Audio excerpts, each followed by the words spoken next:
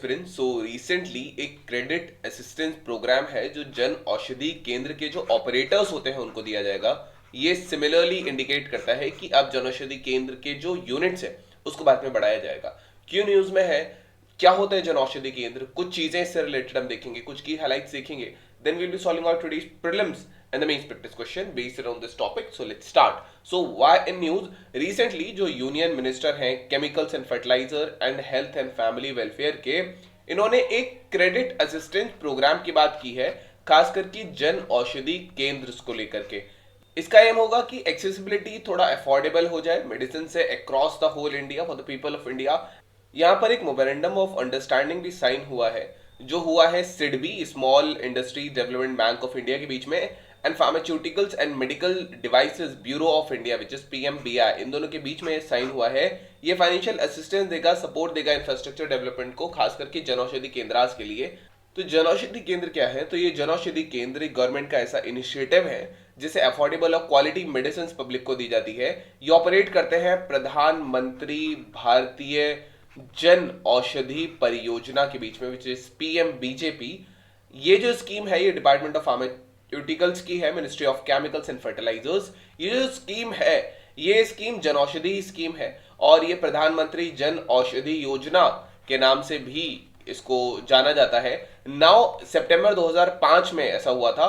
इसका जो एम था वो था कि ये क्वालिटी मेडिसिन थे अफोर्डेबल प्राइसेस पर, पर्टिकुलरली पुअर और डिसएडवांटेज लोगों को। और नवंबर 2016 में इस स्कीम को फर्दर चेंज किया गया एंड प्रधानमंत्री जन औषधि योजना से इसे प्रधानमंत्री भारतीय जनौषधि परियोजना का नाम दे दिया गया।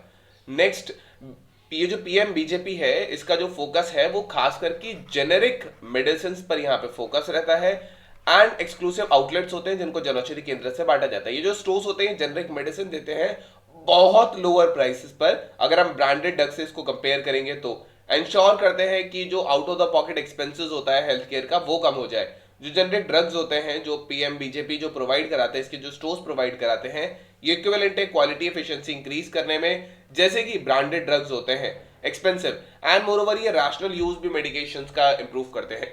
यहाँ पे कुछ इसके बेनिफिट्स हैं, जैसे अफोर्डेबिलिटी यहाँ बढ़ी है। जो जन औषधि केंद्र है सिग्निफिकेंटली हेल्थ केयर कॉस्ट को ये नीचे लेकर के आया, बहुत सारे लोगों के लिए out of the pocket expenditure यहाँ कम हुआ है।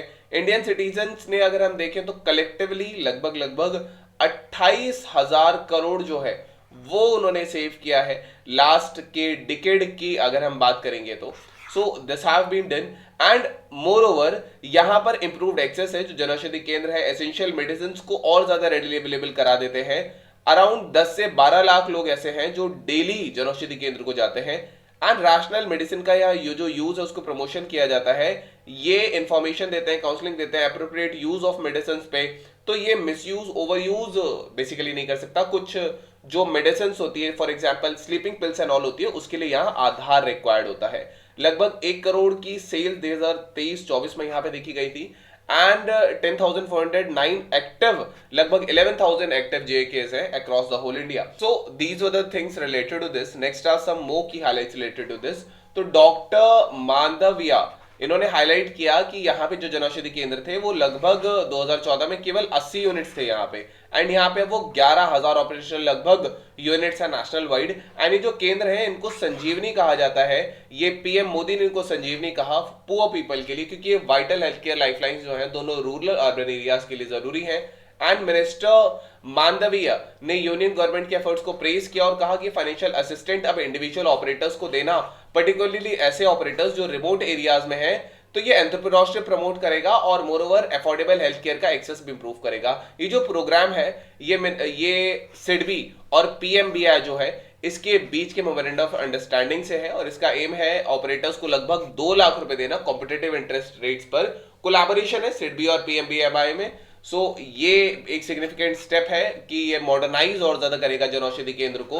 ये जो कोलैबोरेशन है ये केंद्र का जो रीच है ये इसको और ज्यादा बढ़ा देगा, इंपैक्ट को इंक्रीज कर देगा। पर्टिकुलरली जो छोटे एंटरप्रेन्योर्स जो हैं जो इन सेंटर से एसोसिएटेड है उनके लिए गवर्नमेंट का एक ऑब्जेक्टिव है। ये जो इनिशिएटिव है ये गवर्नमेंट का जो ब्रॉड ऑब्जेक्टिव है कि ईज ऑफ डूइंग बिजनेस जो है उसको इंक्रीज किया जा सके, मोरओवर डिजिटल इंफ्रास्ट्रक्चर को यहाँ पे लेवरेज किया जा सके इकोनॉमिक एम्पावरमेंट के लिए, वो यहाँ हो जाएगा। ये जो प्रोग्राम है ये जीएसटी और इंडिया के डिजिटल पब्लिक इंफ्रास्ट्रक्चर पर रिलाय करता है।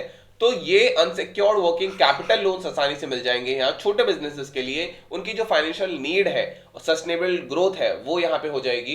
Now which of the following statements about the generic medicines is are most accurate? They are identical copies of brand name drugs with the same active ingredients but may differ in inactive ingredients. They are always cheaper than brand name drugs because they do not require the same level of research and development in investment. They may not be as effective as brand name drugs due to variations in inactive ingredients that can affect absorption. They are a recent development in the pharmaceutical industry. So you can type down in the comment section the latest correct or not. Then we have today's main practice question, and the question says enumerate the advantages and challenges associated with the promotion of generic medicines in India. Suggest measures to improve the accessibility and affordability of generic medicines for the Indian population. So this was all about today's video and session. I hope you understood it very well. Thank you. Have a nice day and stay tuned with List IAS for your better preparation.